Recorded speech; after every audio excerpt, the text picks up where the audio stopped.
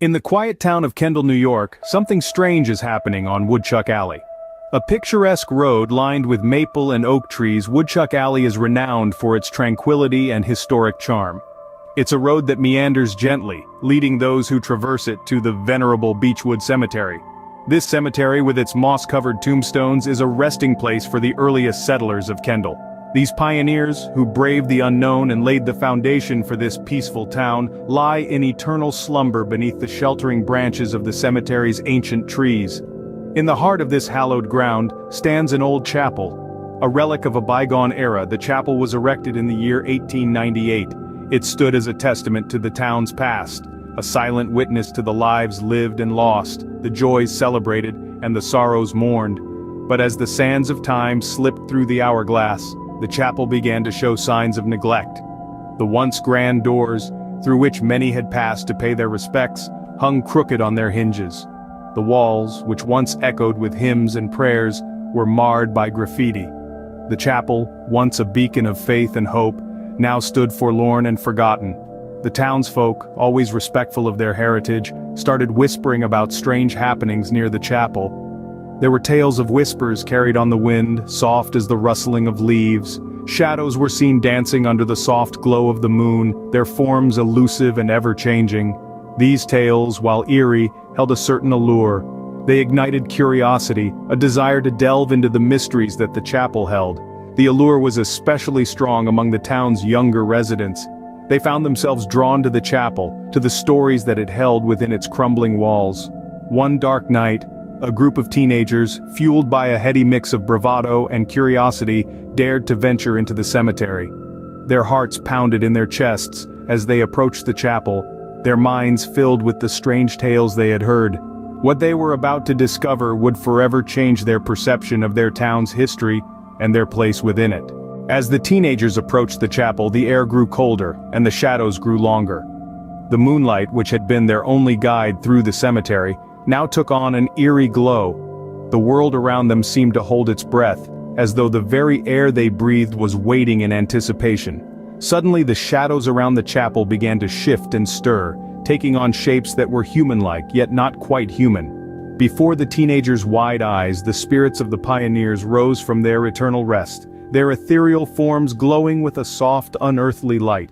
They moved with an otherworldly grace, their feet barely touching the ground, their faces etched with the wisdom of ages and the sorrow of forgotten times. The spirits spoke, their voices like the rustling of the autumn leaves, soft yet powerful. They told tales of their lives, of harsh winters and bountiful harvests, of love found and lost, of battles fought and victories won. They spoke of the chapel, once a beacon of hope and a testament to their resilience, now a forgotten monument, left to decay in the passage of time. The spirits expressed their sadness, their voices echoing with the heartbreak of being forgotten. The chapel, once a sanctuary and a place of worship, had become a canvas for graffiti and a den for vandals. The cemetery, their final resting place, was neglected and overgrown, their graves unvisited, their memories fading into the annals of history. The spirits, their forms flickering like the flame of a candle in the wind, turned to the teenagers. Their eyes, filled with an ancient wisdom and a deep sadness, bore into the souls of the young ones. They pleaded with the teenagers to remember them, to honor their memory, to preserve their history.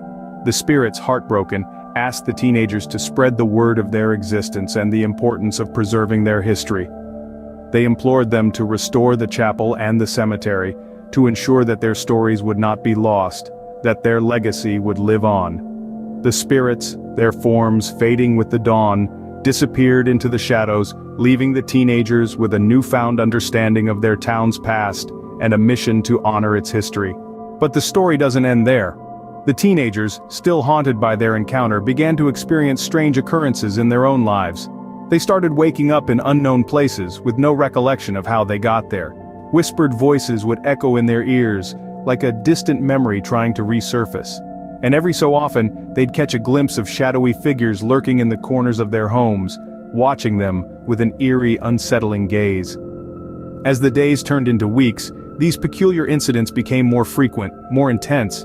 It was as if someone or something was trying to communicate with them, reminding them of the past.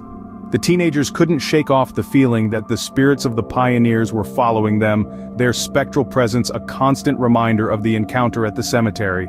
The realization dawned upon them that they had a responsibility to uphold. The spirits had entrusted them with their story, a tale of hardship, resilience, and triumph.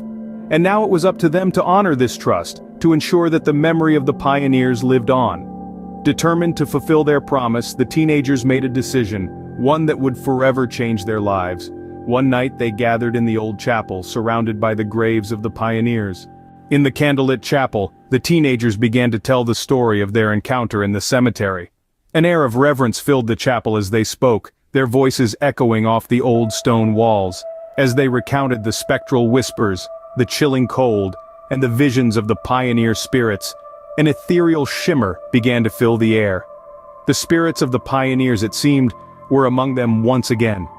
Their forms were as ephemeral as the wind, yet their presence was deeply felt.